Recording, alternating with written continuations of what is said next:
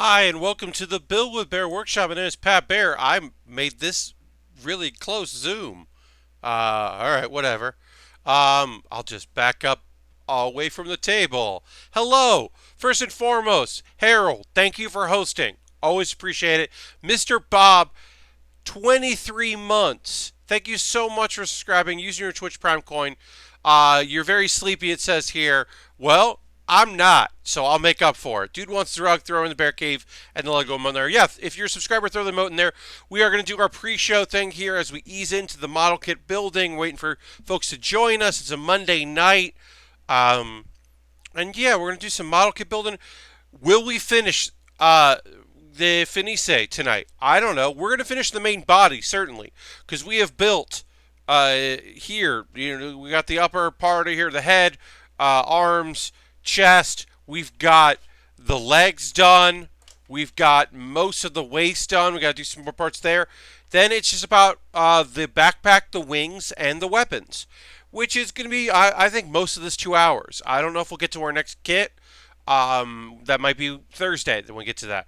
A couple stickers left. Nothing major. I think just one sticker, actually. Maybe two. Because we'll also have to transform this. Because since this is based off the Wing Gundam, it does transform into flight mode. So we have to learn how to make that work. Which I assume is why we have these claws in the back. Which the yellow is not showing up either. Whatever. It doesn't really matter. Happy to have you here, folks. Like I said, we're gonna get started in a little bit, but we'll hang for a minute or two. It's not hot, which is nice. Here in New York, it certainly was. Yamidan says, hello, I only catch these streams live occasionally, but it's nice to build along even if I don't. Well, thank you so much for being here live. If you watch on the YouTube archives or the VODs here on Twitch, that's awesome as well. Many people that the time doesn't work well, either they're because I'm on the West Coast and still at work while I start my streams, or they just, evenings just don't work for them. It's totally understandable. Asmo's here. Hi, Asmo. Harold, of course, yes. Human says, today I'm working on the Master Grade Shining Gundam. There's reminding me I should pose the Fenice build strike together properly. Hell yeah. Last Brick is here as well, throwing the emotes in. And Ultron. Great crew. Look, I enjoy everyone that watches. You're all my favorites. But this is a quality crew right now. Asmo, Ultron, Lashbrook, Harold, Dude Wants His Rug, Mr. Bob. Yobadan's here. This is great. This is a great crew. I'm hoping a few more folks join us as always. But yeah. So we got to transform this into the flight mode at some point. We'll do that. Like I said, the day started off very hot, and then the rain came, and it was like, okay, cool things off. It was kind of refreshing. It was that rain. It's not like cold, but it's not like bathwater hot like you get in some parts of the world. But then the rain came back, and then just fucking kept coming, and it's been bad for some people. Not too bad for me, just wet. But I know that there's some folks out there that are suffering because of all the rain. But it cooled things down a bit, which is great. Because my stream on Saturday, I was kind of losing it. I got a little loopy. If you watch the archive, I'm a little loopy by the end. I think it turned out all right, but yeah, I was a little rough at the end of that stream. A little out of there, but so I don't know if we'll 100% finish up as I said today with the Fenice Rinskit. Uh, Riniskita. But we will do our best to continue it. And if we do finish up, we've got another kit waiting in the wings. Maganac. We got a Maganac reporting for duty. The Maganac. Now, I have been called out. Evening, Pat and chat. Hello, Epic Open World. Happy to have you here. I have been called out.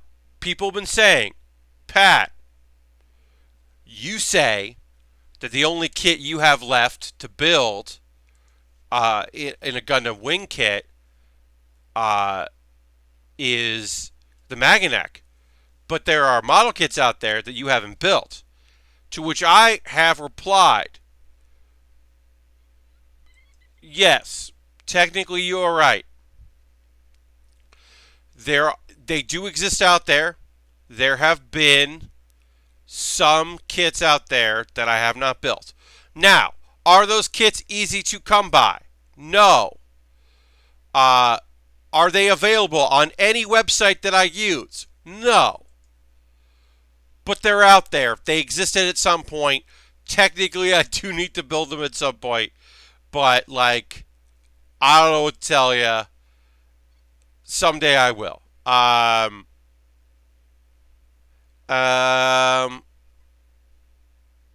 I got, yeah. So, because I have like a wish list on what list? Japan. Was it Hobby Japan? I don't Hobby Link Japan. I don't use Hobby Link Japan that often, but I do keep an eye on certain kits there because sometimes they end up with things that you can't find on other places because their whole thing is they're actually shipping from Japan. So I have, and oftentimes they're getting kits that are way more cheaper because you're paying a lot for shipping, but you're not paying the shipping cost someone else did. You're paying your own shipping cost. So the V8 from Gundam Wing, I have that right now. If it shows up in their stock, I will get an email. Um, and the 144, this is a 144 scale, high grade, and the Mercurius. If those kits, which have existed in the past, but are not easy to find, um, if they show up, I will purchase them. Uh, but don't hold your breath. So, I just want to put that out there. Because people are like, you're saying the Magnac is the last thing you have to build. It's the last one that I can get without having to have someone in Japan find them used at a store and then mail them to me. Which I have not done, but also I'm not I'm not saying I won't do that at some point. We'll see. I have a friend who will be traveling in Japan later this year. I am compiling a list of things that if they ended up in his suitcase, he is doing the classic small suitcase inside of a slightly larger suitcase.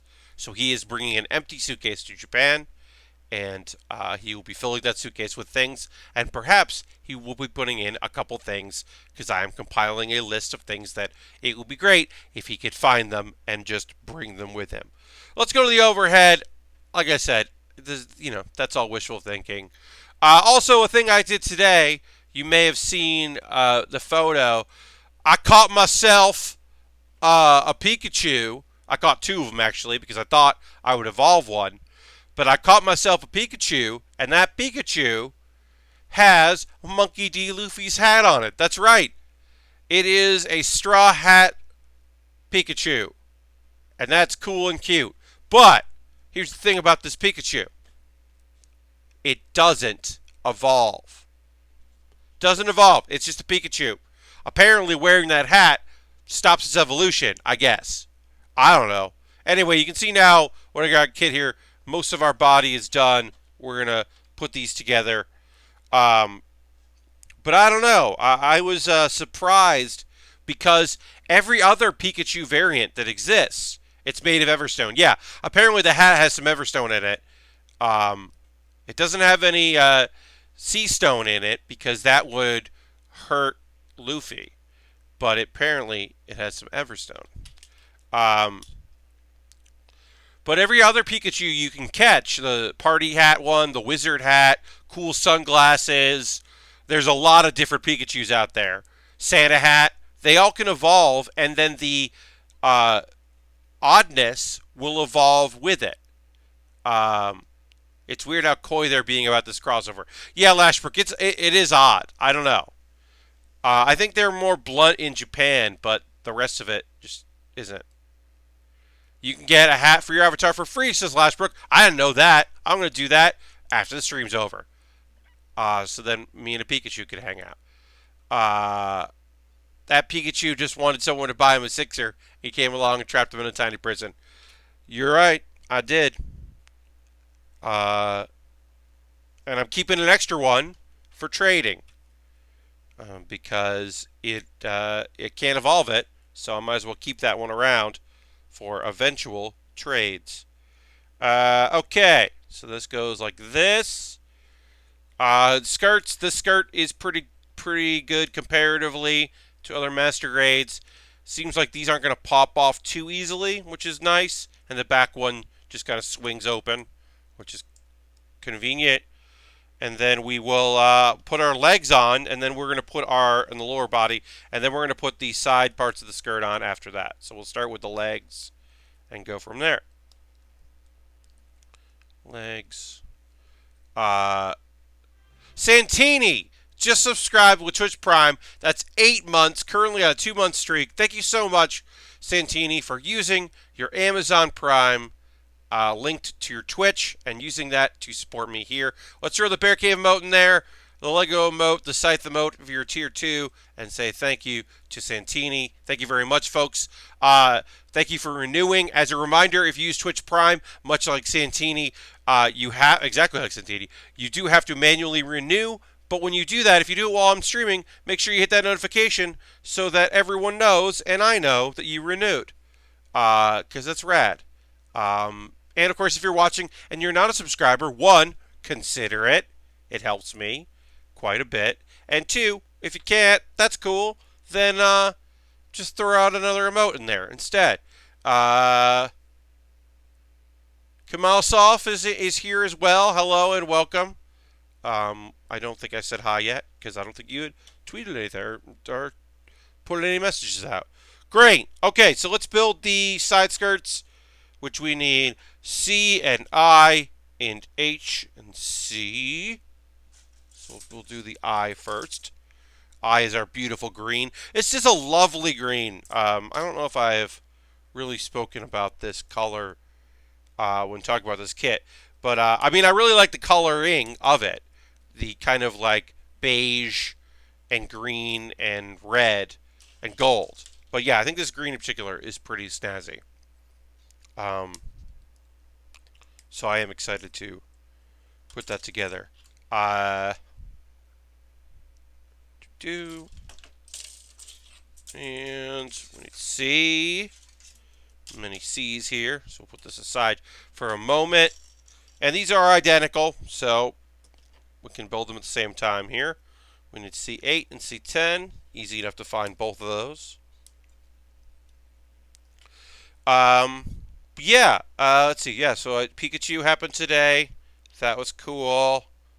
I worked last night. I have not been at the Brooklyn Comedy Collective for 2 weeks because there was a festival and the collective was off. So it was my first time back in a while, and I was very happy to be there and to see some people I haven't seen in a bit and do some lights and sounds for some shows. That was nice. So yeah, I was happy to go in and do that. The theater is off this Sunday, which I'm going to put a post up tomorrow with my schedule for the rest of the week. I decided I'm going to stream this Sunday instead of Saturday. And I normally stream Saturday evenings. And folks might be surprised to find out I won't be streaming this Saturday evening. But I'm going to be at the Game Developers of Color Expo volunteering. And my shift ends at 7, but that's not real. It's not really done at 7. And then there's an after party. And I was like, I guess I could race home. Harlem to Brooklyn is pretty far to where I'm at in Brooklyn, so it's like, that's going to take a while to get there. And I'm going to, what am I going to set up on Friday and everything ready because I'll be out all day. And then I'm going to, volunteer this whole day and then, stream for 2 hours? So since I'm not working on Sunday, I'm going to stream on Sunday at 9 p.m. Eastern, my normal time. So instead of my Saturday night stream, I'm going to do a Sunday night stream. I apologize for folks that look forward to having a Saturday night with me. I like to be consistent when I can, but I think it's just going to be more fun for me and make more sense. And that way I won't be like tired from the expo. Instead, I'll be able to talk about the expo during the stream. So I figured that would work out well. I am streaming this Wednesday um, as well. That is my monthly bonus gaming stream where we play Jackbox games. So that's this Wednesday, which is the 24th. If you want to join me on Wednesday the 24th for some video games, some Jackbox focused games, I'll be playing those. And I hope you'll be able to come there. VFX 10 Viper is here saying hi, everyone. Hello, Viper. Welcome, welcome. We're working on this model kit, which we've been having for, like a week and change. I guess we were working on this off and on. Trying to finish up this kit.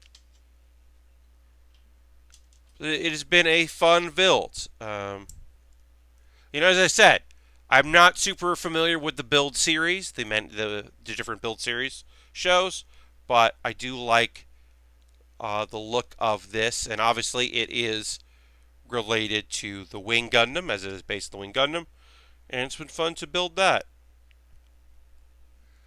I agree. I think it's cool. I mean, it's got the the remnants of the wing, and it's got little touches of a couple other kits, and then also when we finish the wing portion, we can add in this, which just looks so nice.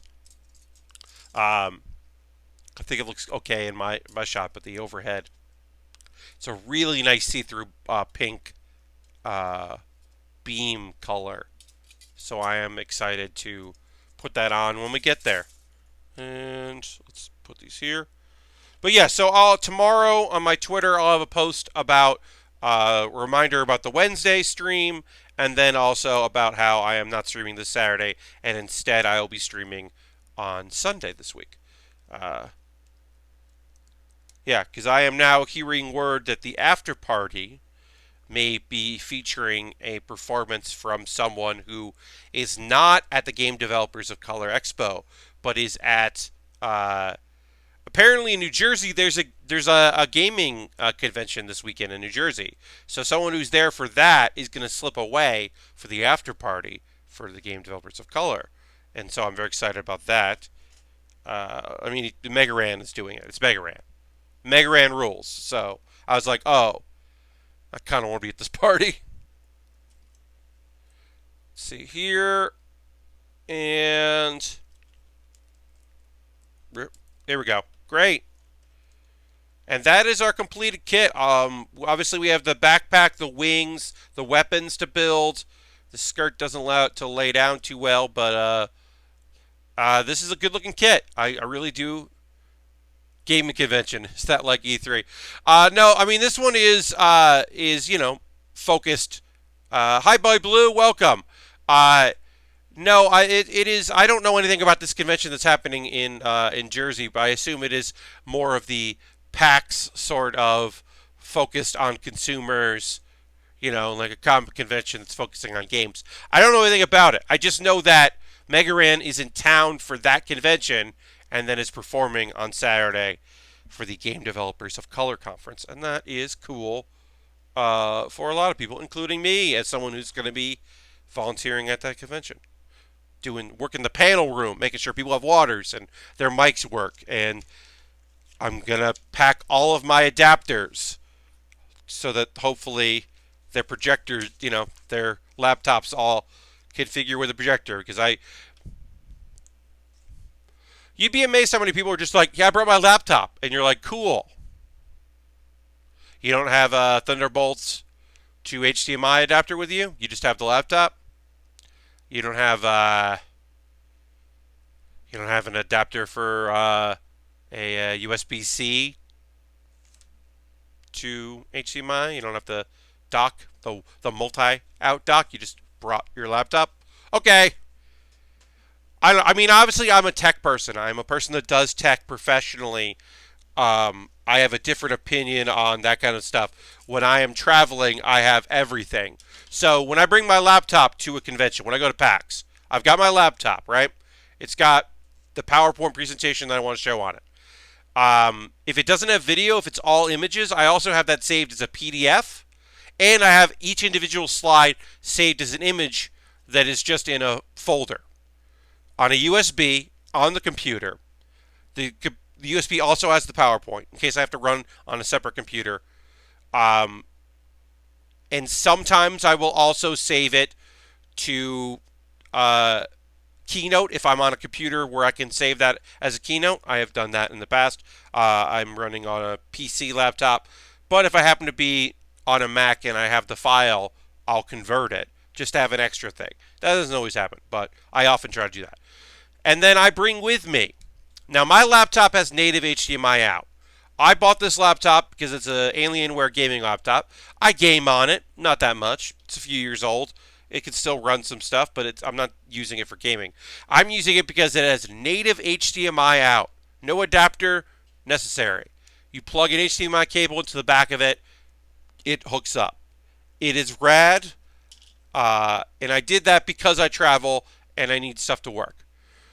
I also have USB-C to HDMI, USB-C to DVI,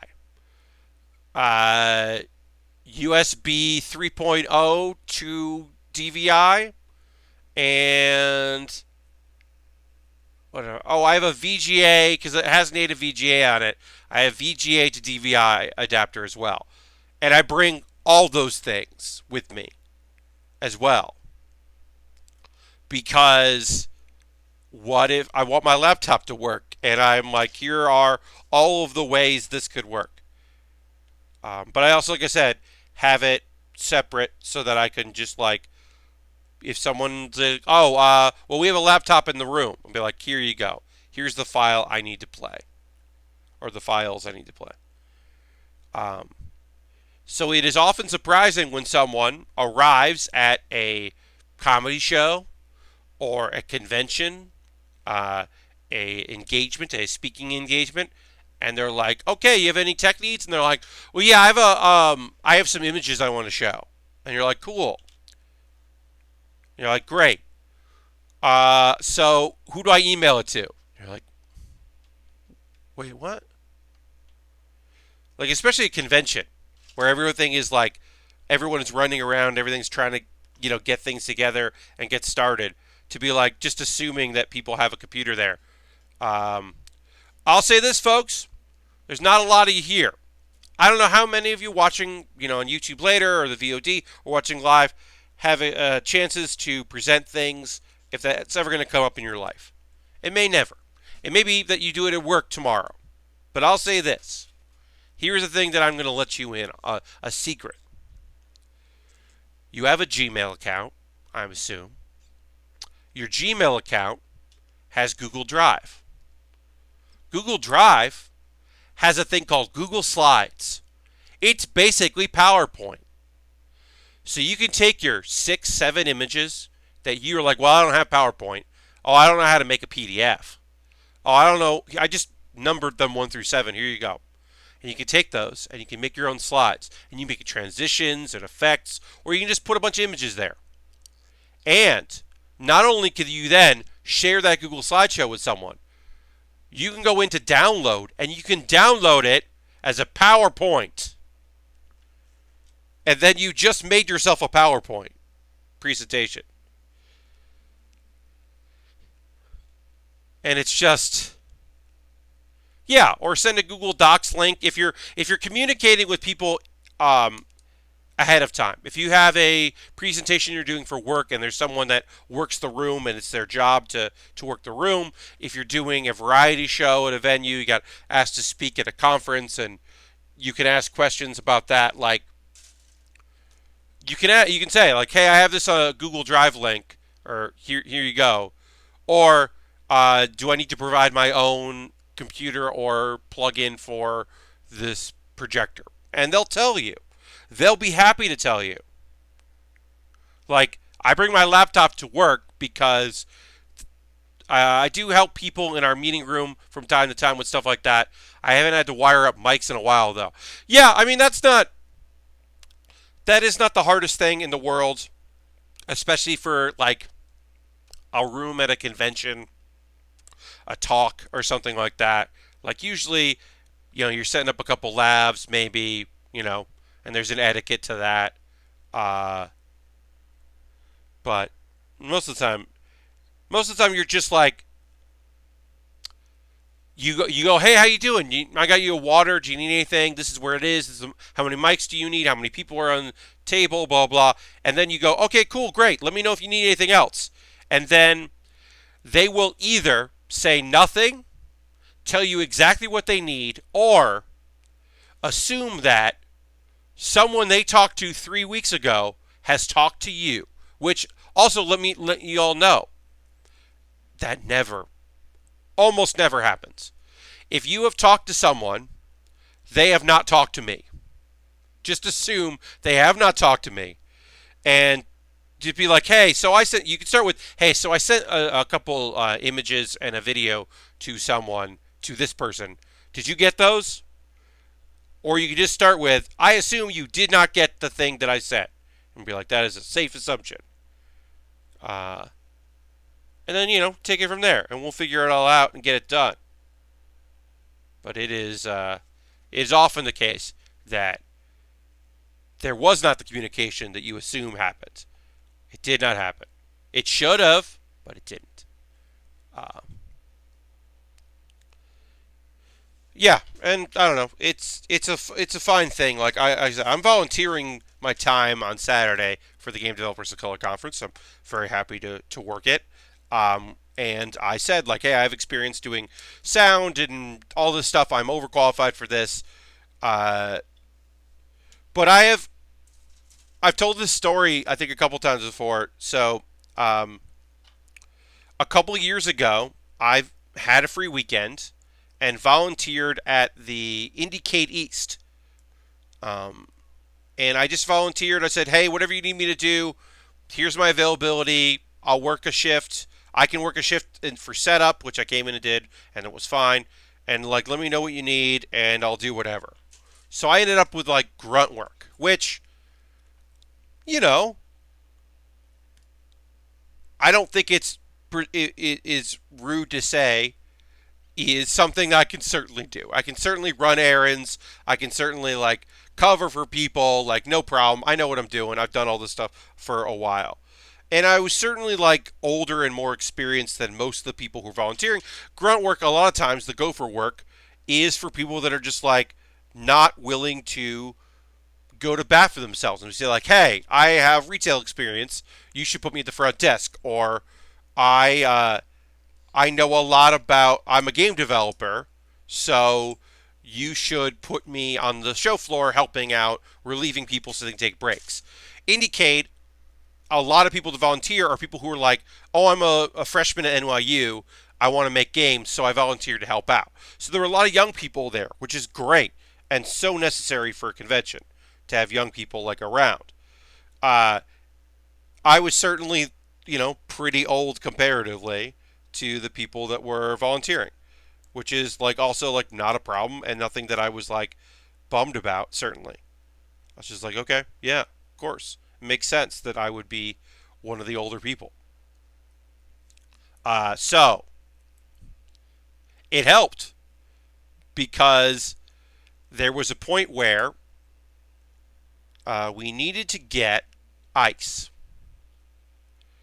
and our the guy that was in charge of all of us, the person in charge of all of us, was like, okay, so you four go to this CVS, and everyone carry 2 bags of ice.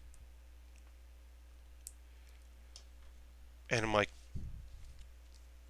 raise my hands. I'm like, hey, like I don't want to like ruffle any feathers, but there's a grocery store near here. We could go to that, and it's really close, and there's a hand truck right over there. So if you give me that hand truck, and one person to help me, instead of sending 5 or 6 people to walk a long way from a CVS, we could just go to this grocery store, and we could load up a hand truck with even more ice than you're asking, because a hand truck can hold a lot of ice, and then you don't need to send everyone. And the guy that's also organizing volunteers for this, who that is one of the things he does, just goes, oh yeah, all right, yeah. Great. Pick someone. Do it. Good. And we saved a bunch of time. And also, the ice you buy at a grocery store is going to be cheaper than the ice you buy at a CVS. Uh, it depends on where you are, but certainly in New York, definitely saved some money out of the budget on that. But it was mostly just like a thing where I'm just like, and that's part of that is Ronaldo, who organizes. He does a bunch of stuff in New York. He's great, great dude. Um, he knows that a lot of times when you're dealing with volunteers, you throw numbers at the problem. I throw I send 5 people, it'll get done. I send 2 people, they might come back and be like, they were out of ice or whatever. So he's used to just solving problems like that. So it was a thing where I was like, he's making the totally the right call here.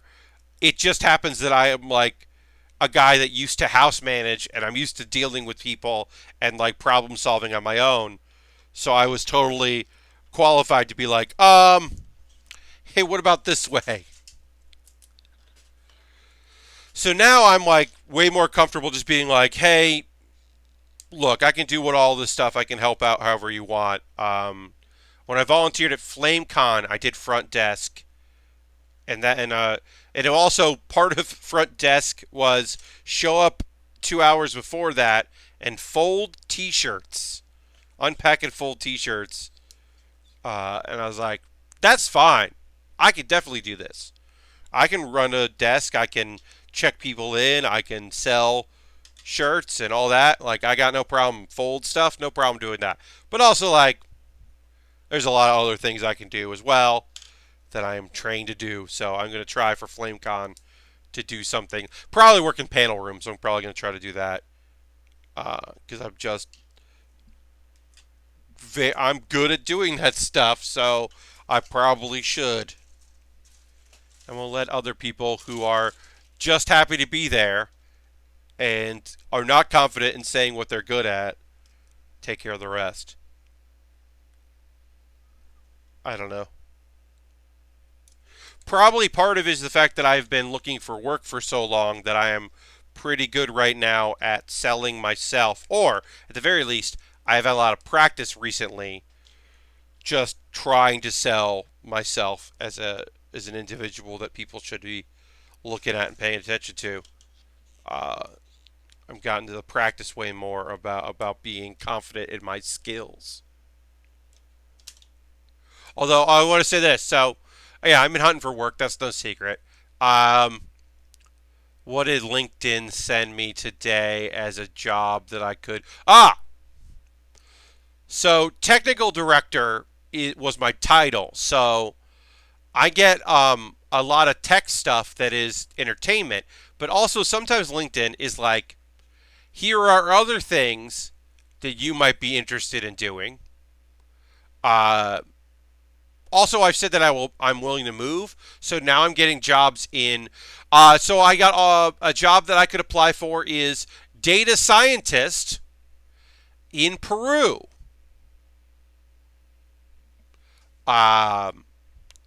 Which, hey, I'm not saying I wouldn't work in Peru. I am saying data scientist is not a thing that I'm not a data scientist. Laboratory technician in Canada. Nope, that is not my job skill. That is not my job set.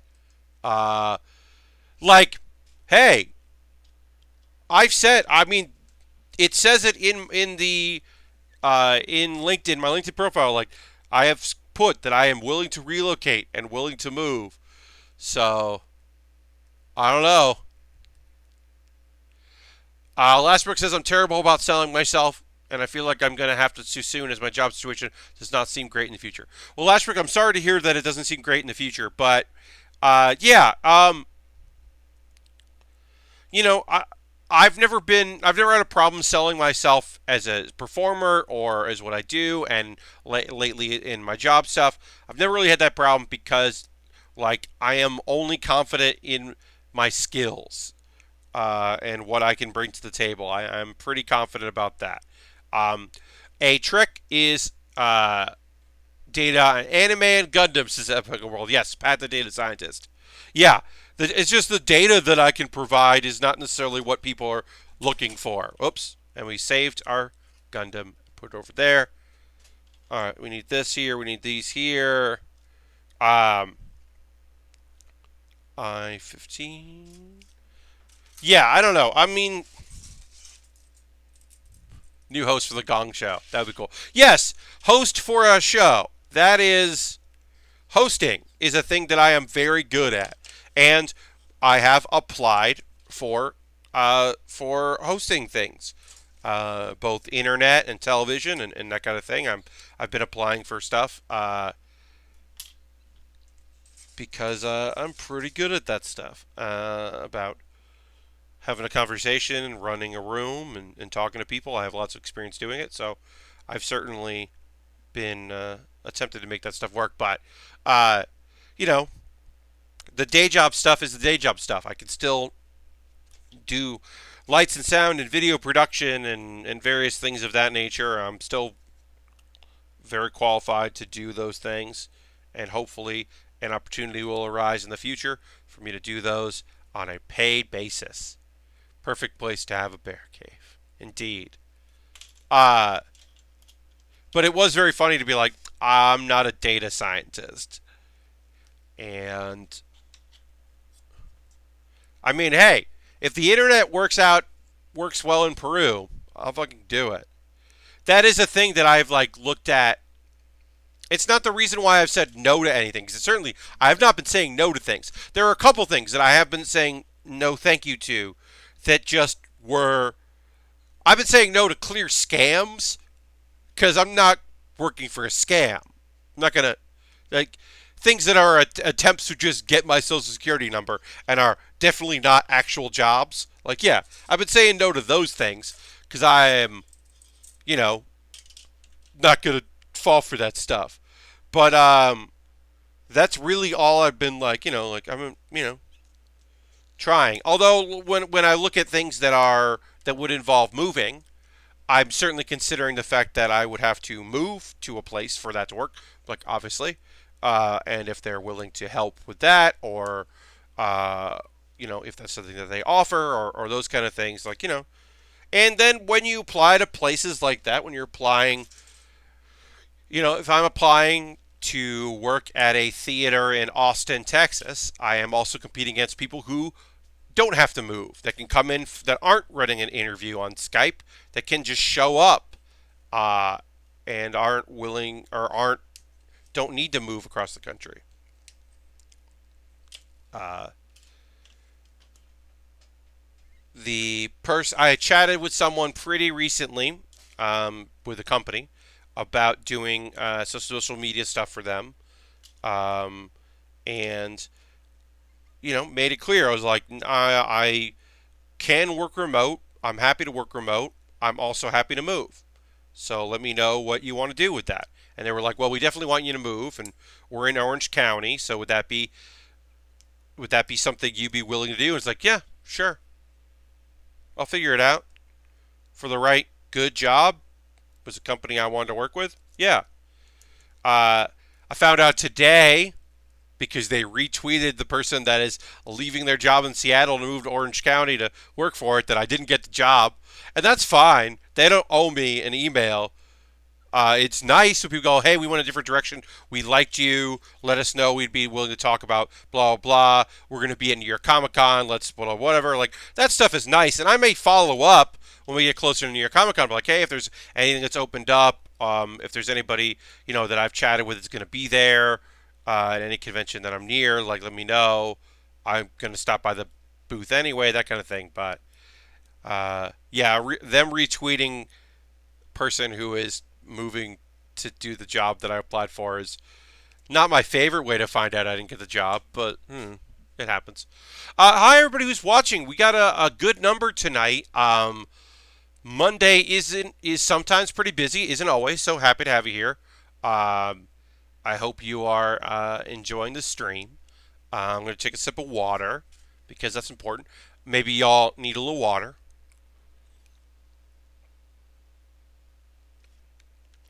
Or maybe you're just here because you search for the Gunpla tag and or you look in Makers and Craft. If this is your first time here, welcome, welcome. This is the Bear Cave on the Build with Bear Workshop. My name is Pat Bear. I build model kits, Lego sets. A thing I'm going to mention when I take the pause for the cause is so recently, hey, Amazon bought Twitch, right? We know that there's Twitch Prime because of Amazon Prime. It's a whole thing. It would be great. I would love it if I didn't depend so much. If this stream didn't depend so much on that, on the fact that Amazon owns Twitch. You know, there's no real winners out there, but yeah, there are people that voice their things that don't love Patreon, don't love Twitch, or looking for ways to support, but wish there was a way that wasn't so huge corporation-y to support the streams. And I appreciate that and understand that. So what I ended up doing was I set up a account on usagundamstore.com. usagundamstore.com. Because they have gift cards. And what they do is they will send you a gift card code via email when you buy it. So if people wanted to buy gift cards on there and then send me the code, my DMs are always open, or they can email me if you know my email address, or send me a Patreon message, or send me a whisper here on Twitch. You know, there are various ways to get at me if you want to get at me. So that's an option now for people. And then I'll put the gift card codes in my account. And when I have enough to buy something, you know, I'll buy something. So instead of buying it from Amazon, I'll buy it there. In the future, when I have stable work, I am going to get a P.O. box. And that would allow people to maybe see something on Amazon that they think would be cool for me to build and buy it at their local store. Or buy it through USA Gundam Store or Gundam Planet or any other store that sells things, like the Lego store or something. And then they'd be able to, you know, send it to me directly if that was something they wanted to do. I have all in my life. Let's see. Yeah, there was somebody who watches streams. They haven't watched in a while. Who messaged me going like, "Hey, I got a Lego set for Christmas. I don't build Lego. Do you want this?" And like, which was I really appreciated. And had them send it to me. But like I said, right now the cost of a PO box is unfortunately just not feasible due to my current financial situation. So I can't do that, but I would like to in the future have that as an option for people, because I understand that, yeah, there are folks that just don't like using Amazon, and I get that. But they make it very easy for someone to buy something that I want to build on the stream and have it sent to me. And I don't have to put my home address out on the internet, which I would prefer to not do. I think this is pretty reasonable. I would just like to not have that there. I mean, and yes, you're saying, well, Pat, when you lost your job, your return address when you're mailing out model kits to subscribers is your home address, and it is not. It is a friend's address. It is their office that they have. So that is how I get a way around that, is I make their office my return address. And I don't want to put that on the internet. I don't mind using that when I mail people things, but I don't want that on the internet because it's not my office. If it was my office, sure, I guess I could do that.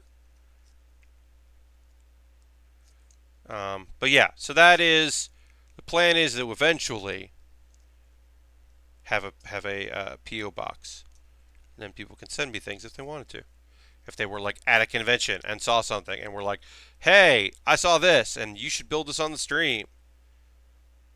It's a weird kit. They only made 100 of them, so I bought it. The kit sounds awesome. What place was it again? Yeah, so I will put a link when I take the pause for the cause, which I'll do in 15 minutes or so. I'll put it up again, but right now I'll just put it in the chat. Uh, yeah, USA Gundam store, and they have basically they have different prices for gift cards. 10, 25, 50, 100, and 150.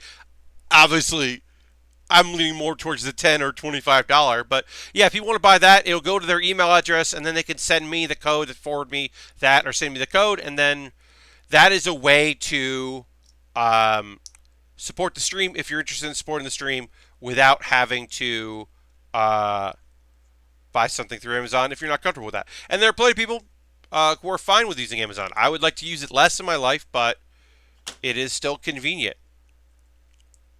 You know, every once in a while somebody goes, "Well, it's so expensive. I buy my stuff on Hobby Link, and I'm paying way less." And I'm like,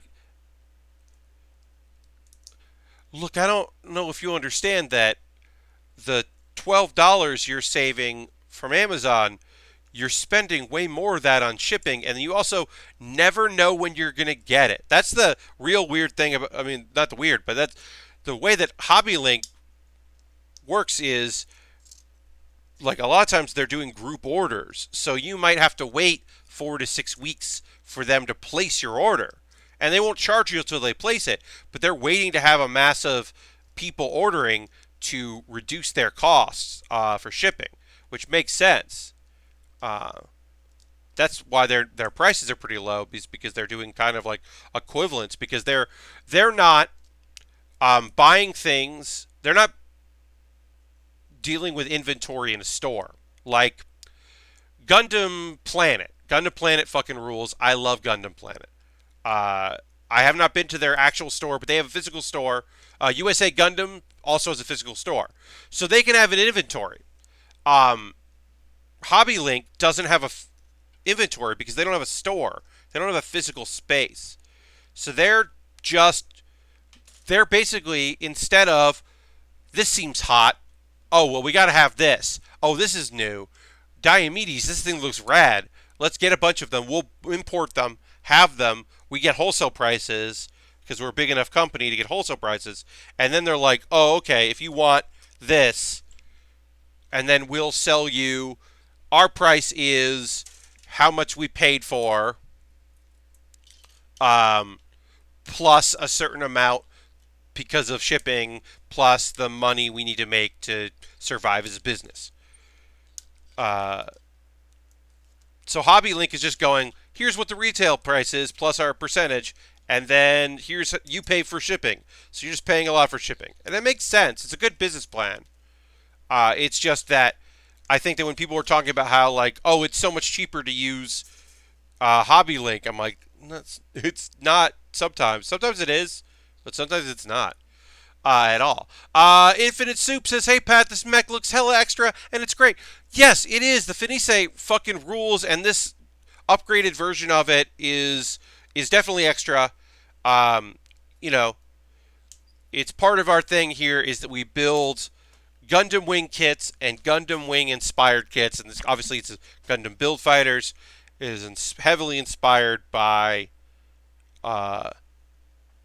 the Wing Gundam, with some modifications, certainly. But it is a good-looking kit. Good, sharp-looking kit. The wings open up, as you can see there. Close up, which is fun. Alright, let's keep going with it. The mall near me that used to sell these models, the overhead cost might have been over 100%. I mean, yeah, it's like, the other thing that some people, you know, one of the reasons why Gundam Planet does so well is because they sell online, and their space is in New Jersey, and their taxes for rental property aren't terrible. They're not great, but they're not terrible. And their being in New Jersey means that most of the stuff they ship just goes to New York and goes out for there. So they are doing pretty well as far as mailing things out. And then they can sell things at a pretty decent price. Image Anime, the place that I actually go to buy model kits when I just want to buy model kits, their markup is pretty high.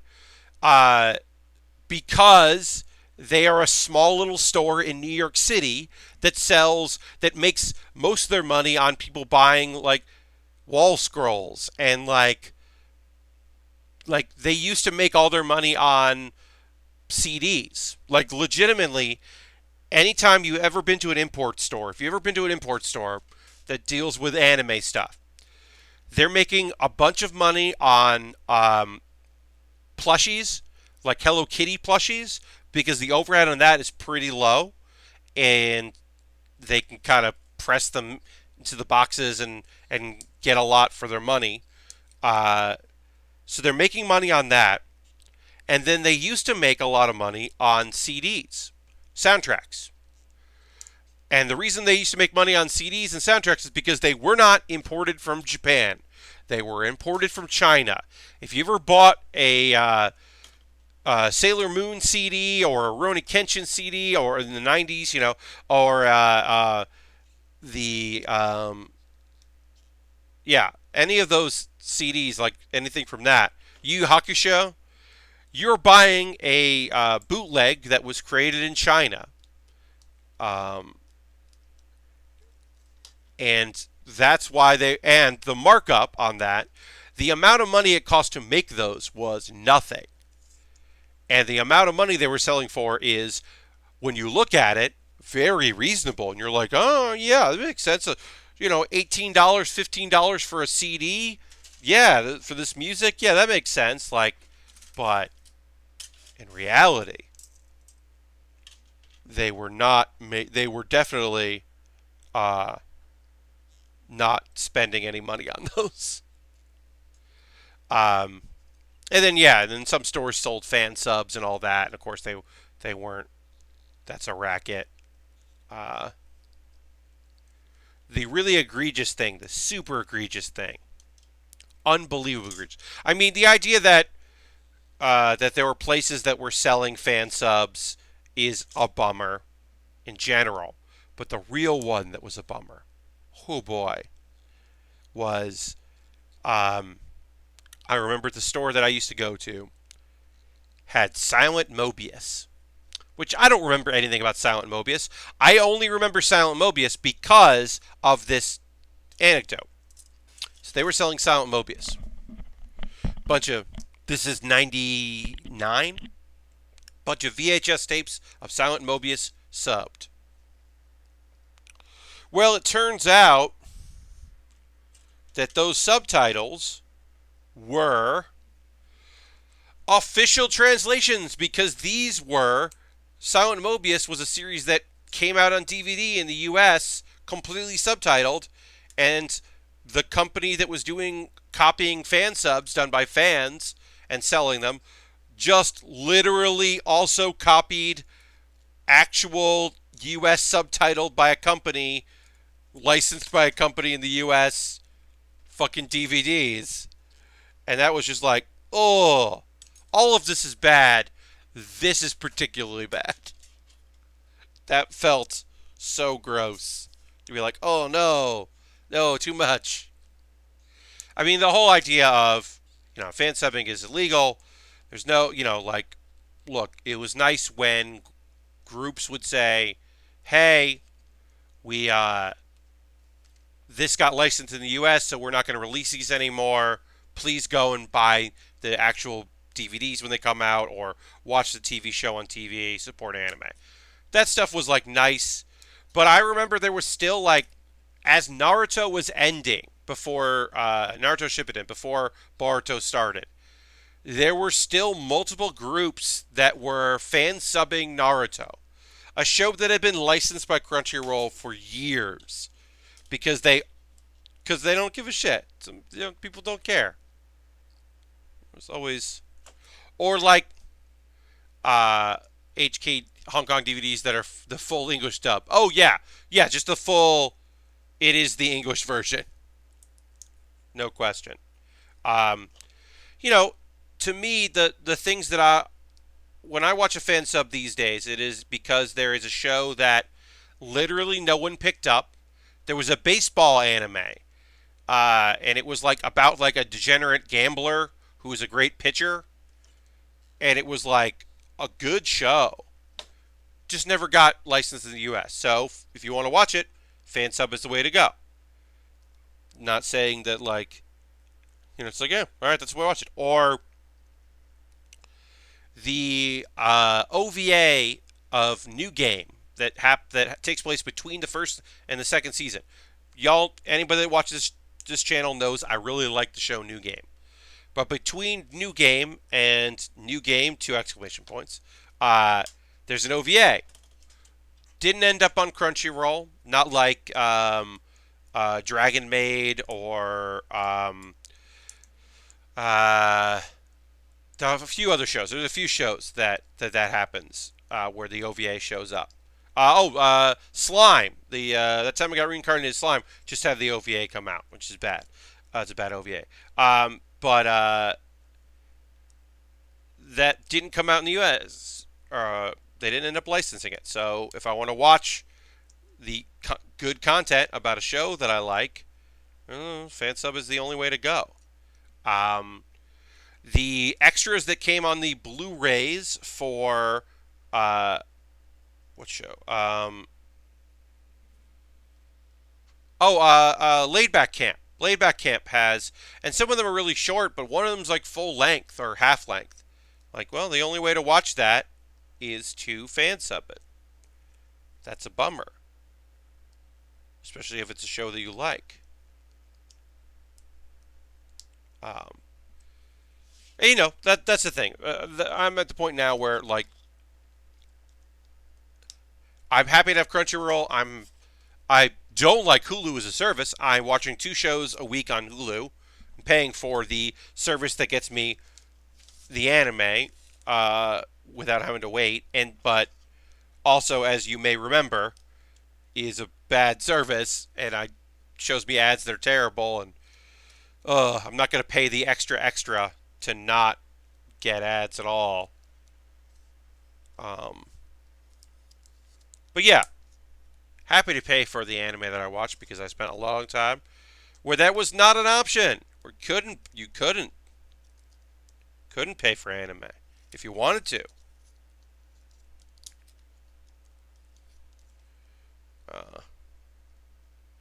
All right, so that's the backpack. Now we can put the backpack on, and then we're gonna build some weapons.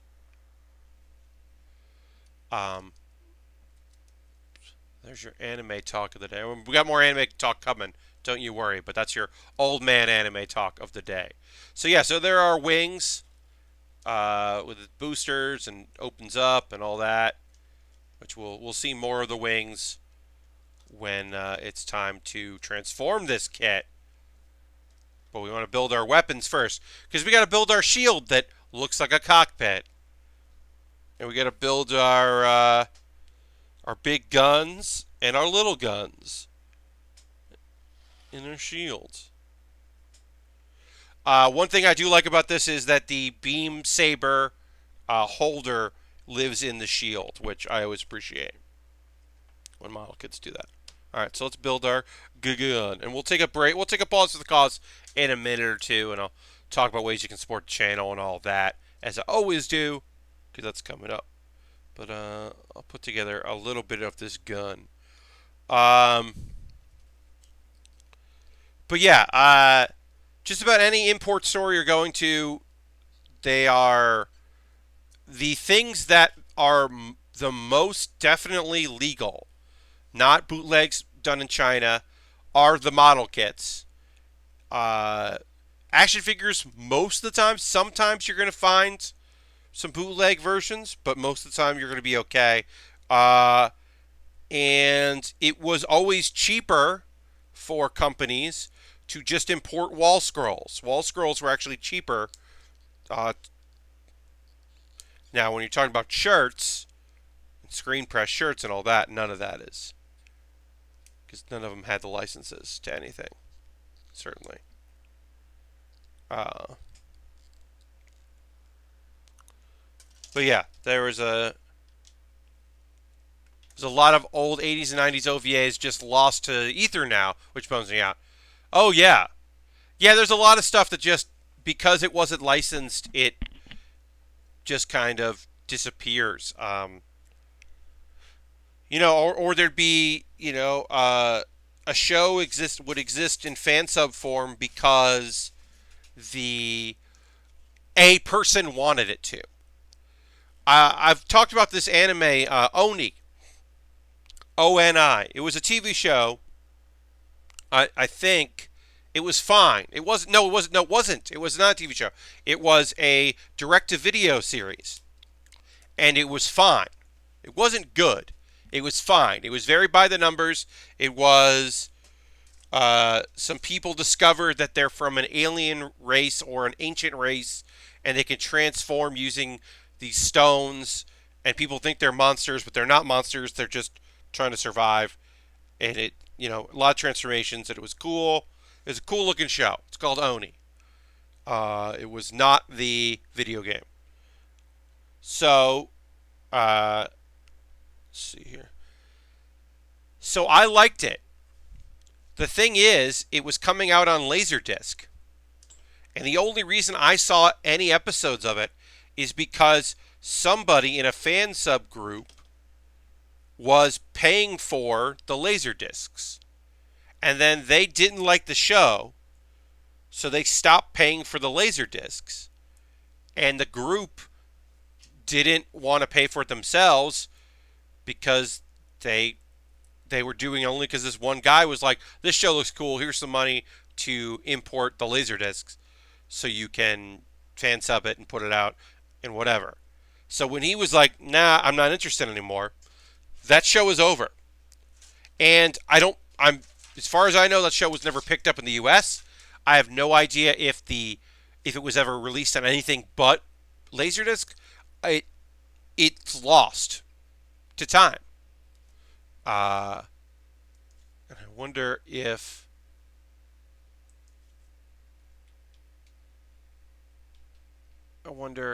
it looks like. Yeah, it's gonna be hard to find, right? Because it's called Oni, so it's not like it's gonna be easy to find, especially because there's an anime called Monster Oni, uh, which is about wrestling. So like that's gonna be the easy thing for people to find. Uh, but I wonder if it's like if I really dug around, could I find this show? I don't know. Oh, actually, never mind. I found it. Oni anime series. I'm looking at it right now. I'm 90% sure I found it. The one I'm thinking about. Um, I don't want to click on it because who knows. Well, let me click on it and pause it. The This looks about right. All right, I'm going to save this and watch this later. I might talk about this on Thursday. I'm going to try to see if this is the thing I'm thinking of. But anyway, that's the thing. There's there are YouTube channels dedicated to finding these weird anime shows, these one-offs, these shows that like never got a US release or never got a re-release in Japan or didn't get a home release, so they were only available on television, so they only exist if people download them. Uh, it's tough, especially the older shows. Um, that's with anything, right? There are episodes of Doctor Who that no one will ever be able to watch again because they taped over the masters. And some of them, people were able to find that some people saved, they recorded on Betamax at home episodes, or they worked on the show and got copies of some of these shows, and so people have been able to find them at auction and garage sales and all that, yard sales and all that. But they're just some episodes that they'll never find again, that just will never exist because as like they don't think anyone has it. And that's certainly the case for anime as well. Crazy thing is they have found episodes of BC stations in other countries. Yes, Epical World. They found like some people like sending the tapes to then get subtitled or dubbed over. They have some episodes from that Doctor Who that are they have like the Dutch dub of, and then or sometimes it's just the subtitle versions, but sometimes they just they're like, well, we have it in Dutch because this person kept the tapes or this person took it home with them. This guy at the Cantonese BBC was really into Doctor Who, so we have some tapes now because of that. Just, fuck yeah, if that's the case. That's awesome. But it's a bummer that it has to come to that. I think I read once they found some at the BBC station in Egypt. Ooh, that's awesome. Yeah. But yeah, I mean, like, that's because somebody was just like, well, what do we got here? Oh, shit. They shouldn't have to do that, but they're doing it. Or I think that about the series that only exist, like, it's not a fair. I always wanted to be the kind of archivist nerd, but it takes a lot of work, and most of the stuff will end up dead end. Yes, Key to the Lost. Yes, totally. No, or you talk about internet shows, right? Like shows that exist just on the internet. Like Yahoo was making original series. Can I watch the Yahoo show that was about space? Like, is that exist on the internet? I'm literally Googling that. If I can watch Other Space. Because I don't know if I can watch Other Space. Paul Feig created it. And I have friends in it. And I have no idea if I can watch any of those 8 episodes because they were for Yahoo. I have no idea. Availability. All 8 episodes available to stream on Yahoo in the U.S. Following this condition, Yahoo's screen set up a Tumblr in 2018 to provide direct links to each episode. So because the Yahoo screens doesn't exist anymore, but they're still on Yahoo, he has a Tumblr where you can go and look at them. That's terrible. Did not know Yahoo even mentioned it. They did for a little while. There's definitely a torrent, Ultron. You're totally right.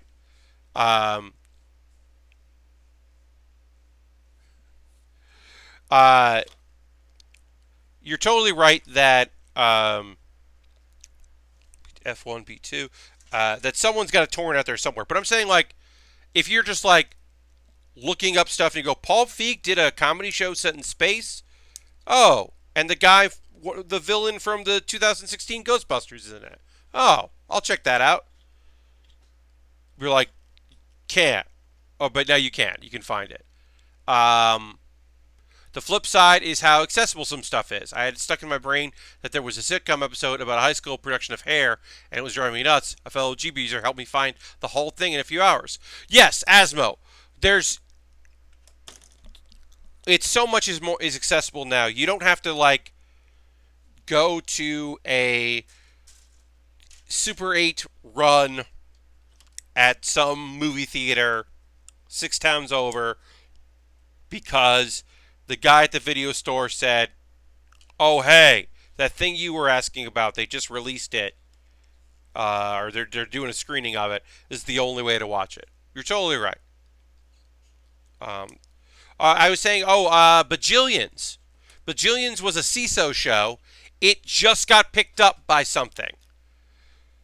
Bajillions is funny. It's a good show. It's not a great show. It's a good show. But, like, nobody picked that up. It was just sitting there, not existing for people. There was a season they shot that they didn't air because CISO went under. So there was just a season ready to go out to people, and it finally just got picked up. It's like it's just a strange thing. I mean, there's a whole network that for a little while there was dedicated. I forget, it was a cable network that its whole thing was we air pilots. Like we air like the episodes that exist of shows. And they would just do short runs of that because there are so many of them. Because there's so many shows we'll never see. Pilots that aired on television. Like Puchinsky. That aired on television. Shouldn't have aired on television, but it did. Wait, why is it telling me to do 3 of these? What?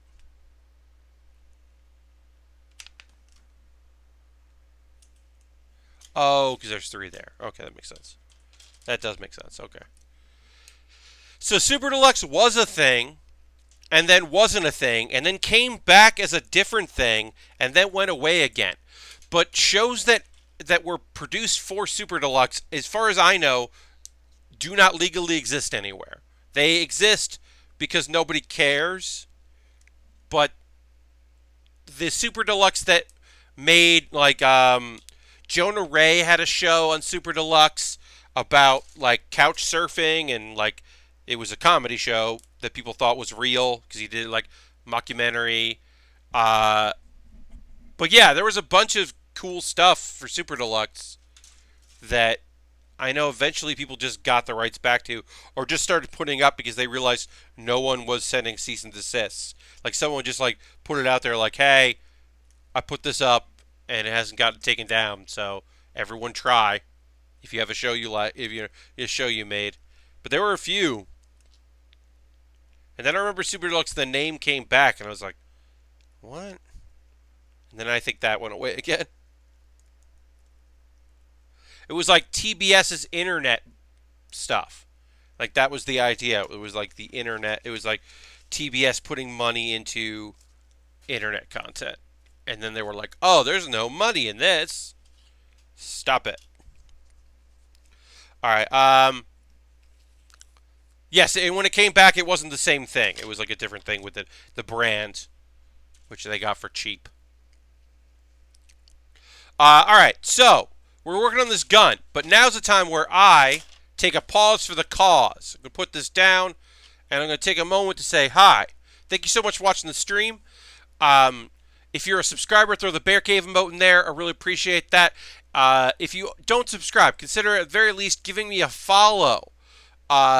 Giving me a follow, that way you know, and turn your notifications on so you know when I stream live. I generally stream Monday, Thursdays, and Saturdays from 9 p.m. Eastern to 11 p.m. Eastern. I do 2-hour build streams. I will not be streaming this Saturday. I'll be streaming this Sunday, same time at 9 p.m., but it'll be Sunday instead of Saturday. Consider subscribing. If you have your Amazon Prime, you can link it, get Twitch Prime. It's like using real money, for me anyway. It's the same for me. Or use real money. And you get cool emotes like some people are just putting there in the chat. And it's very helpful for me. And we're getting to the point where at the end of the month, the last build stream of the month, which is next Monday, is the last build stream of the month, 29th. I'm going to give away a model kit. Let's see, what was the winner going to receive? I give away model kits that I've built on stream every month. It's the Gundam Double X Master Grade. That's a great Master Grade. It has screws in it, and that sucks. But it's a cool kit, and nobody thinks of Gundam X, or the Double X in this case. Gundam X. It's the least talked about show. It came out right after Wing, and people were like, no. But that kit's a beautiful kit, and I'm going to send that out to someone who's a lucky subscriber. You could also join my Patreon. If you don't want to do Twitch, you can join the Patreon, patreon.com/PatBear. There's levels, and people unlock things, and people get things early and people get things late, or not late, but check it out. It's cool. I have an Amazon wish list, as I mentioned before. It's probably the easiest way to buy kits. If you buy something on my Amazon wish list, I will build it on stream ahead of other things. Like I said, the Magnac is the next thing we're going to build. But if something comes off my wish list, I'll build that first. It always jumps the queue. And I'll always build something from my wish list. I'm going to go and look and highlight some stuff. I am now always going to have some cheap things up top. $10, $12, $20 things. So it's not just all $50 model kits. They'll be short, quick to build, but inexpensive. So we got some of the Dragon Ball kits, the hobby vehicle kits, which are fun. Yamcha's Mighty Mouse. And also, hey, build a Yamcha. That's fun. They're not as cool colored as they look there. But yeah, some Lego sets, some chibis. This Haro, the Haropla looks really cool. I've heard that works with just about any 144 scale model kit like parts. So that would be a fun kit of buying like a bunch of 144 scale like extra kits and really modifying it. That might be something fun to do instead of just building that. But I've seen a video. It looked pretty cool. But yeah, a lot of kits and stuff there. You could build that if that's something you want to do. I think of Gundam Leopard Destroy from Gundam X every day, Pat. Every day. All right, Ultron. Well, I'm glad that you think about Gundam X because no one else is. Also, if you don't want to do Amazon, this is a brand new thing. I mentioned it earlier, but I'll mention it now because we're in the pause for the cause portion. I have USA Gundam store. You go there. You buy a gift card. You get a code. You send me the code. You whisper on Twitch. My DMs are open, so you can always request to send me a message on Twitch. You could send it to my email address, which is easy to find. You can send me a message on Patreon. If you want to buy that, you get the code. You send me the code. I will have store credit on USA Gundam, and I'll buy something cool to build on stream. And then I also have a coffee. That's another way to just send me some cash. And anything I get through coffee, through Patreon, through Twitch, eventually I'll get payout from YouTube. That goes to buying kits and equipment. It all goes back in the stream, plus actual money of mine goes back in the stream to keep things going. I did a closer look today. You should check it out. I compare and contrast a 2011 re-release of the Sandrock Master Grade with a 1998 release of the high-grade Sandrock Custom from Endless Waltz. So we look at the differences between the high grade and the master grade. It's a great way to look at that. And we take a look at the difference between the Sandrock. The Sandrock, that and its custom are very similar. We're talking very low. So we're basically looking at the difference between a lot of stickers and very few stickers and what the differences are. So that's that closer look video. Join my Discord. It's fun. Join the Discord if you haven't. And then one more thing, and then we'll get back to the building, which is the Game Developers of Color Expo is this Saturday. I'm going to be there volunteering. Buy a ticket. Come hang out. If you're in New York, if you want to come to Harlem, check out a thing. Brown Lantern from the chat will be there.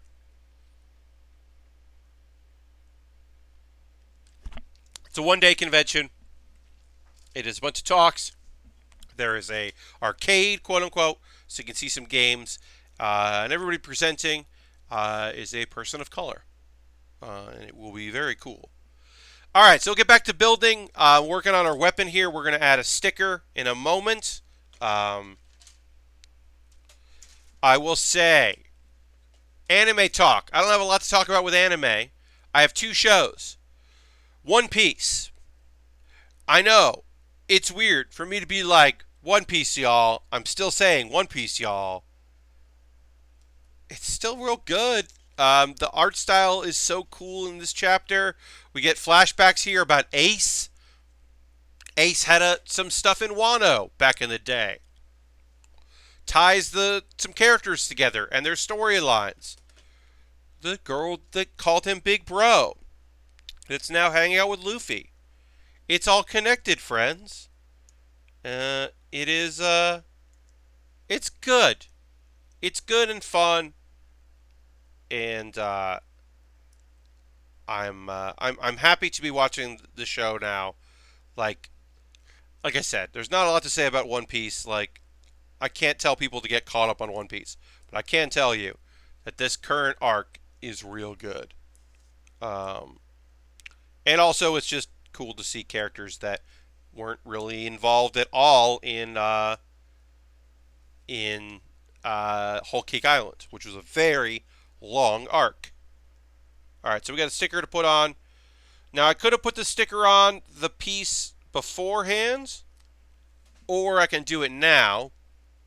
I decided to put the piece on and then put the sticker on so that I wasn't going to deal with the sticker coming off as I applied the piece.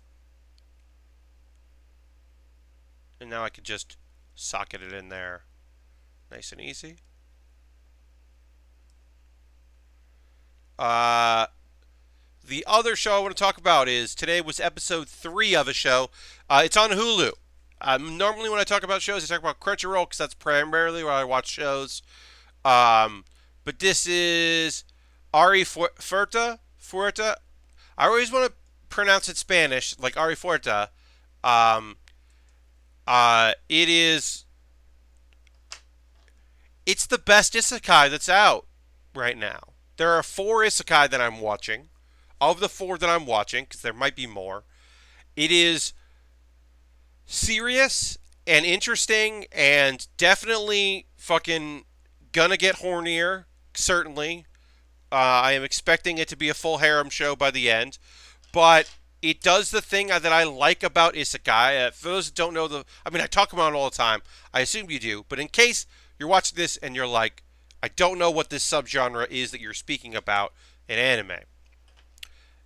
Inuyasha is an isekai. It is person from our world goes to a fantasy land. It's usually fantasy.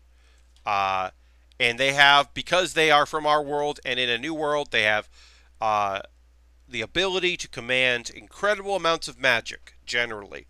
Or they're super strong. Or they're reincarnated in a body, but they have all their knowledge from our world. So they have advantages because of that. And some of them are light, and they're almost like slice of life shows. And some of them are heavy.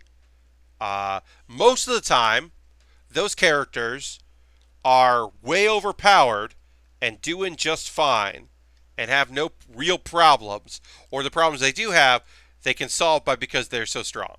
So Isekai Cheat Magicians, which I like, it's a show that I like that comes out on Wednesdays. That is a fun one. That show is like the characters in that show are one person wasn't supposed to come over, and she's still really strong, even if she wasn't supposed to like be there. She's still way stronger than most people in this fantasy world. And the dude that was summoned that was supposed to come is like unbelievably overpowered. So that's kind of what we're talking about here. But in Arifureta, this dude, like a whole classroom, like a whole class came over. And this guy's supposed to be support class. He's supposed to support his friends. He knows transmute magic. He's supposed to be there to help support people. So shit goes down. He ends up having to survive. And he's going to survive. And so he's doing whatever he can to power up. And it's one of those things where you're like, the opening animation and the closing animation has the dude lose his arm, but he's got like some sort of metal arm. And also, he has an eye patch. We're 3 episodes in. He has not lost that eye yet. It's coming. That's fucked. They shouldn't tell me he's going to lose an eye. Because now, every time he gets in any fight, I'm like, is this the fight where he loses an eye? Is the eye loss coming? Is this the one where, is he either going to get the arm, or the eye patch could be a fake out? Ultron, that's totally possible. I feel like it isn't. But it is possible. But no, now it's just like the tension of me wondering. There's a vampire girl in it, and like he's helping her out. Okay, there's a cute scene in it that is played, for laughs where he's walking like he's just like a whatever average kind of short guy. He's got a big backpack. He's walking around, and she's like sitting like laying on top of the backpack, and then just kind of like bites him and sucks some of his blood, and then like bites him and sucks more of his blood, just a little bit here and there, and then like he doesn't say anything, and eventually he just like hey, can I help you? Could you maybe not do that? She's just like, I don't know, it tastes great. Because she's a vampire who has been trapped in this labyrinth for a really long time. They left her there because they couldn't kill her because she regenerates, so she's practically immortal. So the people that threw her couldn't kill her, and instead they imprisoned her forever. So she's finally getting blood, and he's also eaten monsters to survive, which shouldn't work. It should have killed them. So she probably likes that he also tastes like monsters, which maybe she wouldn't like, but apparently she does. I don't know. So there's a couple moments that are pretty cute. Uh,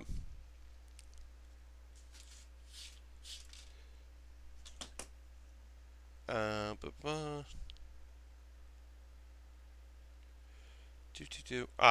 yeah. Overall, it's good. It's not so fast. Like not a ton of stuff is happening, but it's not slow like Cheat Magicians. Like the other two shows I'm watching because they're four. I'm watching four. It's guy. Jesus. But like, Do You Love Your Mom and Her Two-Hit Multi-Target Attacks? We just finished episode 2 of that show, and we already have a party and like know a lot about the world and know why it's happening. Now we might not have all the right information, but like for the most part, it seems like they're just telling us every part of the show. We're getting all of the show like already. Uh, and then what was the other one? Demon Lord Retry. There's still a lot left in the show, but they keep feeding new information, and they just did a thing where they introduced some like this last episode introduced a concept that they have to explore more, but like they're really pushing it. Um, Whereas what's the game? What's the name? Yeah, Cheat Magicians is going slow. I'm excited about the next Cheat Magicians because I think it is a good show. I mean, interested in more of it, but it is pretty slow. All right, so now we're gonna build our. Did I miss a step on the gun? No, that must be F. This is F. That's what. All right, so now we're gonna G. I need G. Oh, we're working on our cockpit for the flight mode, which is also our shield. I just watched that episode, and boy, was that a lot of Wise and the slimes. Yeah, Lashbrook. I mean, I talked about this on Saturday. Um, I like the Wise character because she is like she's not tsundere about him. She's just like I don't necessarily love that style of character, but I think that it works in this case. She also is giving information. But the slime shit, and especially the slime shit with his mom, like, ugh. I think I said this on Saturday. Do You Love Your Mom and Her Two-Hit Multi-Target Attacks really wants you to like the mom. They want you, the audience, to think the mom is hot. And it is, in some ways, not great. But I do like the idea of there is something to me pretty funny about a guy who understands how these adventures work and doesn't understand why he's there with his mom. Wise is an Asuka. Yeah. Well, she's Asuka if Asuka was also not good. Like, if Asuka fucked up. She is Megumi. The fire. She is straight up Megumi. Megumi is from, I forget the name of the anime. Kobashama, something like that. There's an anime about a guy who, or Aqua. I guess she's Aqua. There's an anime that's another isekai about a dude that like comes over and it's a comedy show and it's supposed to be weird, but I don't like it. And there's a character that is all talk, but is knowledgeable of the world, so you need her. I don't know. Yeah, that's a show that I think episode 3, like I've talked about this before, where sometimes 3 episodes is all I'm going to give a thing, and maybe I'll go back to it, but maybe I won't. And that feels it right now. I am feeling that way about Uh, do you love your mom? Because it's fine, but it's not. And like whatever. Put your jokes in there. Have your etchy moments. Like it's fine. I'm not a prude. I don't mind that stuff. Uh,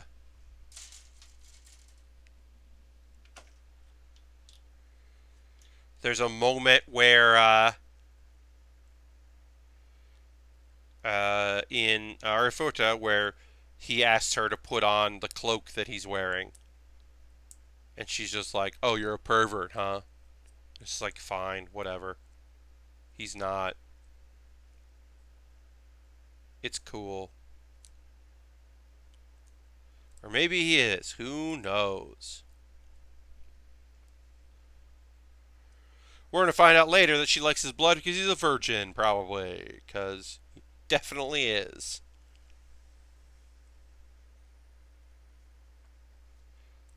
All right, we got one last sticker to apply. We're going to apply that sticker. But anyway, um, there's not a lot of shows that come out on Sunday or Monday, so it's hard for me to talk about shows that came out. All right, so we got this. We're going to attach this piece, and then do we even need the sticker?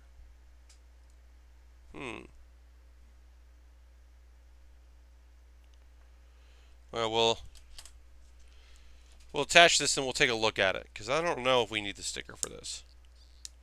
Guess we do.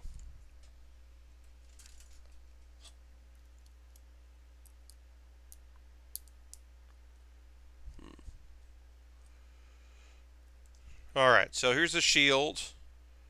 Getting some stuff done with this.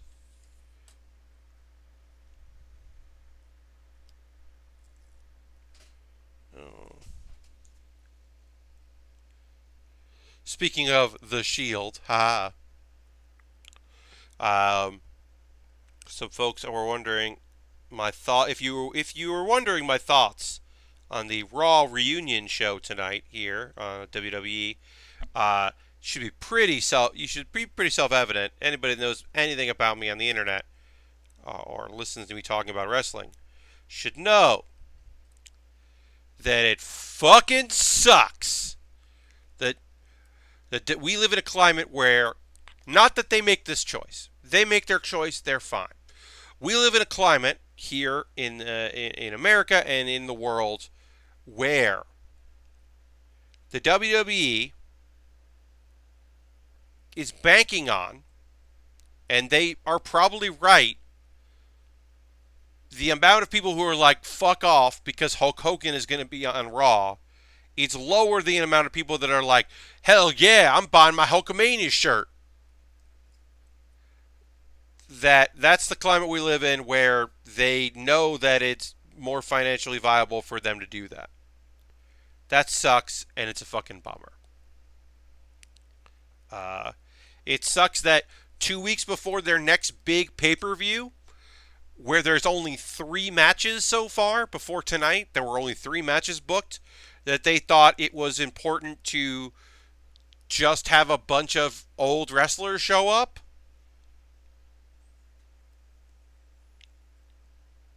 Like, okay. Uh, but yeah, the Hulk Hogan stuff sucks the most. I saw a couple clips before we started. It sucks that I was still going around so many awesome wrestlers are no longer with us. Yes. Harold, I agree. But also that's a program with a lot of people who do a lot of good in the world and make a good impression in the world. Like there are wrestlers who will not be on tonight, who will not be performing tonight, to make way for our old retired wrestlers who are just there for a paycheck and aren't contributing anything. Uh, Lastbrook says, the row in front of me at the G1 had a dude in a Hogan shirt that also committed to that hairstyle, bald spot and all. Ugh. Just fucking gross. But, I mean, it makes sense that, like, obviously there are going to be people who are like, whatever he said what he said and blah blah and there's a difference between Terry and even the people that are like, well, Terry sucks, but Hulk Hogan, blah blah blah, and all that shit, and I don't give a shit about that shit, and I don't care about that opinion at all. I just fuck it, fuck them. Um, Never gonna be okay with it. Uh, it's just that, yeah, right now we're in a climate where WWE knows that it won't feel the heat. It won't feel, and they are so fucking scared of AEW. So scared. They are being so reactionary. Look, prepping for the Fox deal with SmackDown, prepping for the XFL and Vince McMahon having less time, putting in other people in a production roles. All those things are hopefully going to be good.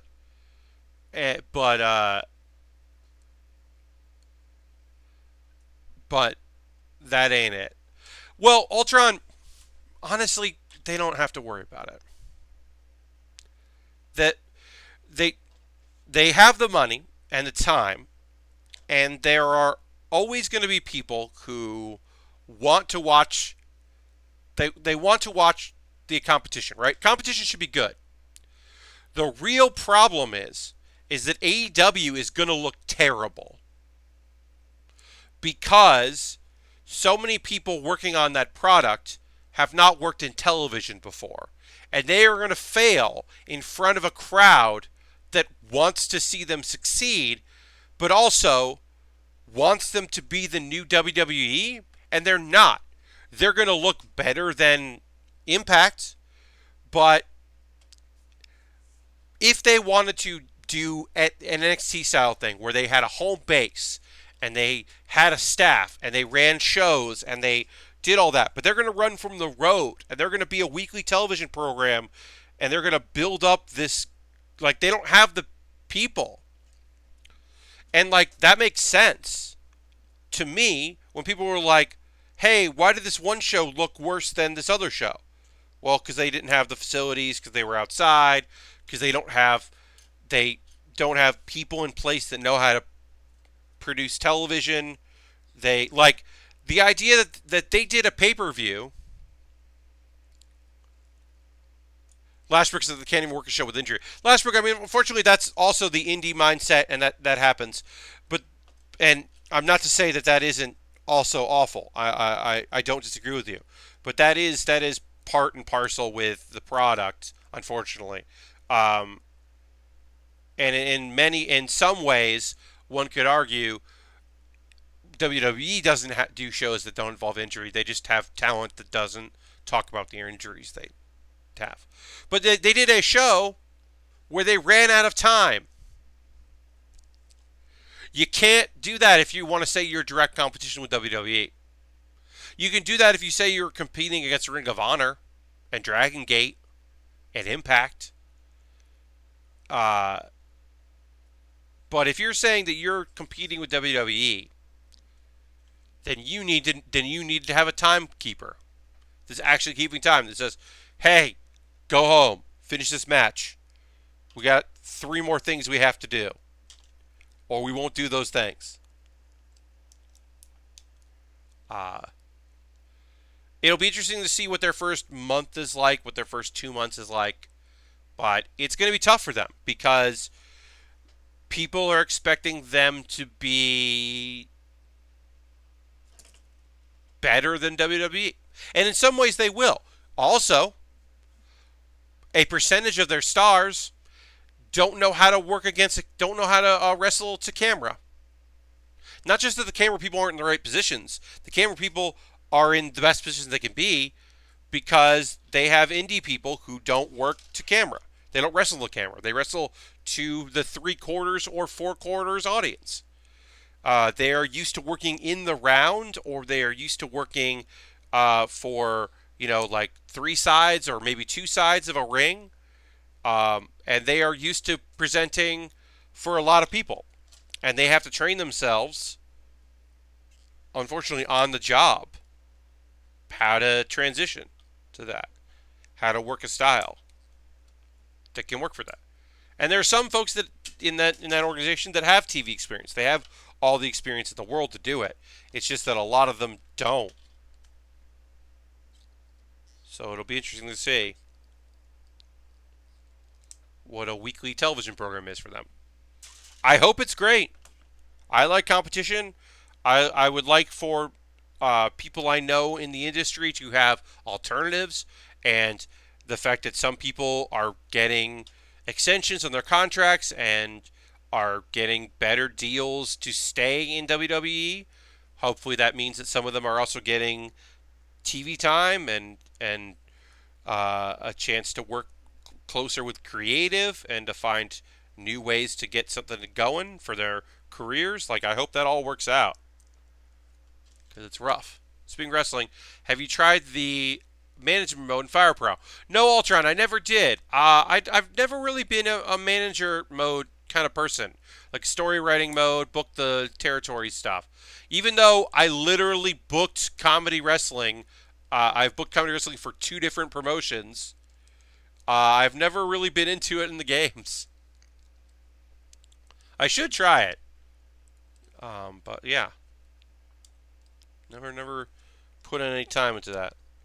All right, so we're continuing to work here on our shield. So we'll get to that.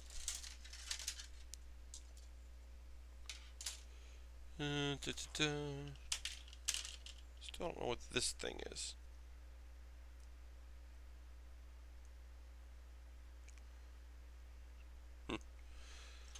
All right. I think that's a gun for the shield. A15, A14. Yeah. Ultron says, seems really neat. Have you ever wanted to work in the wrestling entertainment industry? Yeah, I definitely have. I have in the past. So, for folks that don't know, they might know League of Heels, the video game wrestling show that I help work on. One of the reasons why I started helping with that is because I have experience doing it.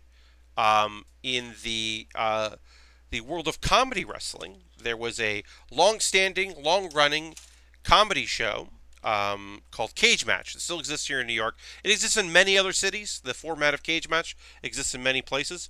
In New York, we hosted it like the improv was part of a night. It was the improv division, and we hosted it as if there also was a wrestling division, which we ran. And for a while there, I had the book for UCBW and worked on it in a comedic role and did all that.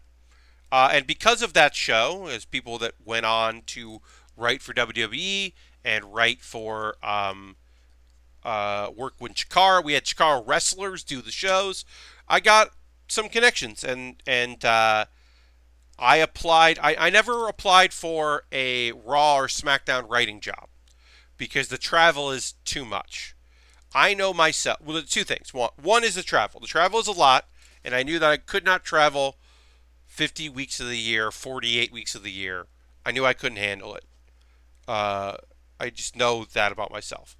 The other thing is that there's a lot of like ribs, which is just pranks, like mean-spirited pranks, and well, if you're new to the job, don't pitch ideas for the first year that you're a writer to these people. Only pitch to these people.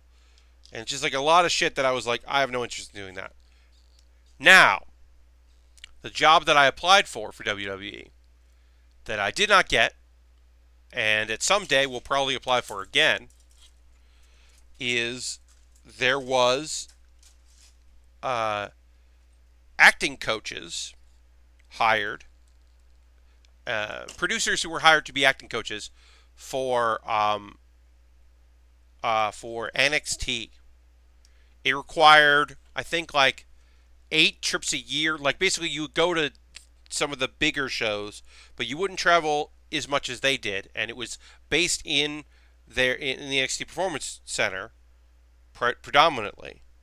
And so it didn't require living in Orlando, but it didn't require travel that often. And basically the job was working with talent on character development and transitioning from a character idea to reading the fans, responding to the fans, building the world, putting your character into promos, uh, adjusting your character from the indie scene to the NXT audience, polishing your NXT character for the main show, for the TV, or polishing it for moving up to the main rosters, and working directly with talent. And that is a job that I knew I would be good at. I know I would be good at. And I have applied for it on 2 occasions, and I got as far as a phone call interview on 1 occasion, which I was very happy to have that phone call to just kind of be like, this is what I would do if you hired me, and this would be my focus. And it was, a lot of my training in improv, and it would be a lot of my training in comedy wrestling. And, I'm always quick to say, I was never a wrestler, and I did not book a wrestling show.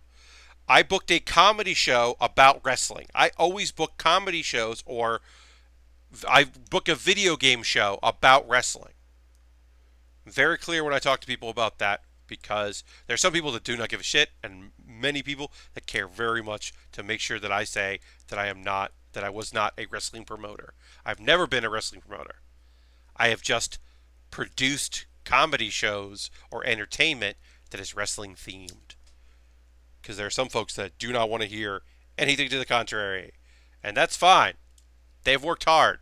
They've been busted up. I've never broken a bone in my body, so sure. They don't want me to say that that I've had any issues, or do they want me to say that? Then fine. That's totally cool.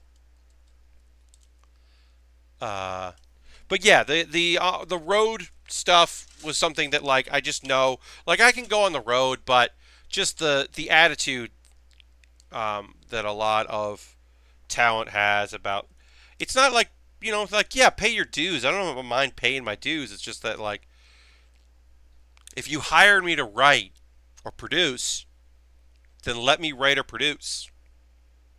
Don't stop me from doing it because of a feeling that I haven't been there long enough. It's like, well, you hired me to write, so, like, let me write. I don't know. But the NXT job still sounds really cool, and I know I could do a good job with it. And I'd live in Florida for a while, go down to Orlando, Performance Center, work with some people, hang out, go to a couple shows on the road, get some of that experience. See myself doing that. I can still see myself doing that. I don't know if I ever will, but I can certainly see it happening someday. All right, we got a rocket there, and then the undercarriage here. We're going to wrap up in a couple minutes. The main shell here is complete. The shield is complete. We will have to, we'll spend Thursday transforming this into the full kit. We'll do the full transformation. I like this. I like that this isn't just identical to the shield, to the cockpit in the wing. I like that they made some changes to it. I think the changes are neat. It's got a lot of different folds to it, a lot of different ways to hold it. And then also, this opens up. Oops, it came up. This opens up, and then I don't know. This opens up, and then that's where the in here is where the beam saber is held, and I think that's cool. Don't quite know how to move that though. I'll figure it out. And I'll let you know. But yeah, we'll do that on Thursday. We will complete the transformation and show that element and finish The stand, there's a stand. We have to build the wings as well. So we'll build the wings. We'll finish that stuff up, and then we will put it all together. Oh, this is the other beam. That's right. This is the beam one as well. It's pretty cool. And then you can combine this with the gun if you want. It's pretty neat. If you want to attach them like that, you can make one bigger gun. And then also put the beam on that, which is nice. Nice little details. But yeah, this is supposed to be for that. Yeah. It's cool stuff here. We'll put it all together on Thursday. But that's going to do it. Thanks so much for hanging out here on the Build with Baer Workshop. Next stream is Thursday, as I said. Apologize that I will not be not streaming on Saturday, but streaming on Sunday. The next build stream is on Thursday. I will be doing a stream Wednesday, 9 p.m. Jackbox games. Please join me for some Jackbox stuff. That stream does not work if people don't show up. So if you want to play some games, please come and hang out with me on Wednesday. I hope to see you there. Thanks for everybody that hung out. The new folks, consider becoming a subscriber or tell a friend. And I'll see you next time on the next Build a Bear Workshop. Bye-bye.